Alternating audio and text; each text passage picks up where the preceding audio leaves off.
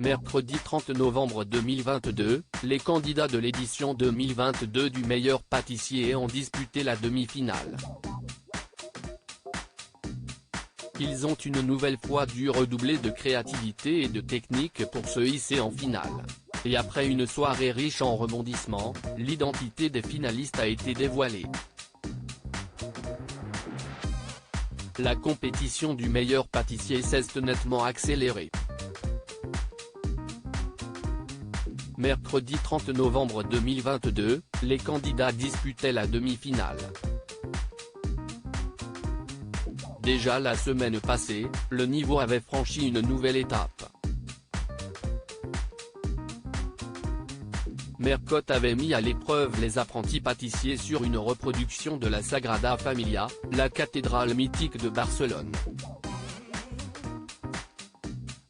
Alors que la semaine avait été placée sous le signe de la culture espagnole, les pâtissiers avaient dû reproduire l'édifice en nougatine sur plus de 40 cm de hauteur. Ils devaient même reproduire des vitraux avec du sucre coloré, figé en transparence. Une épreuve très difficile dont aucun d'entre eux n'était sorti indemne. Cette semaine de demi-finale, les candidats ont fait face à de nouvelles difficultés sur le thème du retour en enfance.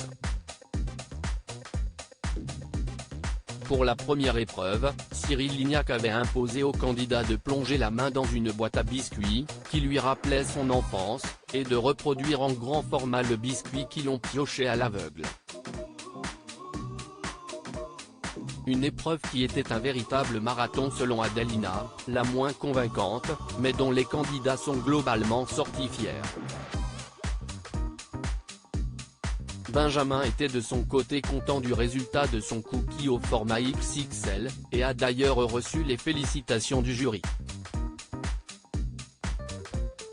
Des épreuves toujours plus difficiles avant que débute l'épreuve qu'elle avait concoctée, Mercotte avait annoncé à Cyril Lignac, si est une épreuve de demi-finale, n'oublie pas.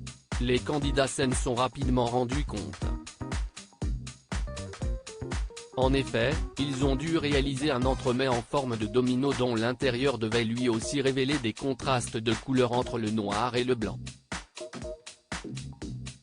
Adelina a une nouvelle fois fini l'épreuve en bas du classement, comme lors de la toute première épreuve. Lors de la dernière épreuve, les candidats ont dû réaliser un carrousel à leur manière. À l'issue des délibérations, c'est Manon, Nils et Benjamin qui se sont qualifiés en finale. Adelina finit ainsi sa course en demi-finale. Mais voilà, il y a un détail qui a retenu l'attention des internautes, le traditionnel tablier bleu, qui récompense le meilleur candidat de la semaine, n'a pas été attribué lors de cette demi-finale. Un oubli qui a éclipsé l'élimination d'Adelina au profit d'un sentiment d'injustice pour Benjamin, qui ne l'a jamais remporté malgré son talent. Une grosse injustice cette année, Benjamin aurait mérité le tablier bleu plus d'une fois. Benjamin méritait tellement d'avoir un tablier bleu, si est une blague? Pas de tablier bleu alors que Benjamin méritait tellement, peut-on notamment lire sur Twitter.